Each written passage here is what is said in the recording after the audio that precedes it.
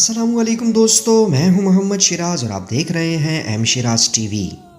ایک نوجوان جو کہ نہایت ہی بدکار تھا، جب وہ کوئی گناہ کرتا اس کو کاپی میں نوٹ کر لیتا تھا۔ اور پھر ایک دفعہ کا ذکر ہے، ایک عورت نہایت غریب، اس کے بچے 3 دن سے بھوکے تھے۔ وہ اپنے بچوں کی پریشانی برداشت نہ کر سکی تو اس نے اپنے پڑوسی سے ایک عمدہ ریشم کا جوڑا ادھار لیا۔ وہ اسے پہن کر نکلی تو اس نوجوان نے اسے دیکھ کر اپنے پاس بلایا۔ جب اس کے ساتھ بدکاری کا ارادہ کیا تو وہ عورت روتے ہوئے تڑپنے لگی اور کہا، میں فاحشہ یا زانی نہیں ہوں، میں بچوں کی پریشانی کی وجہ سے اس طرح نکلی ہوں۔ جب تم نے مجھے بلایا تو خیر کی امید ہوئی۔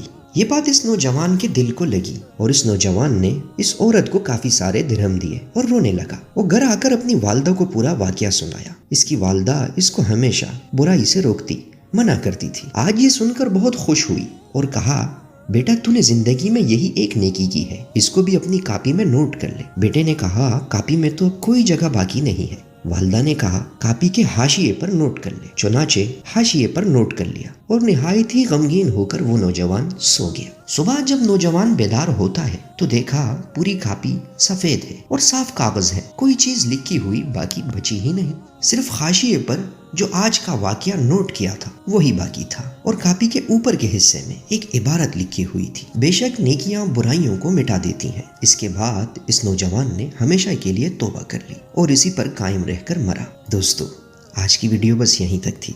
اس ویڈیو سے ہمیں یہ سبق ملتا ہے کہ چاہے چھوٹی سی ہو، ہمیں نیکی ضرور کر لینی چاہیے۔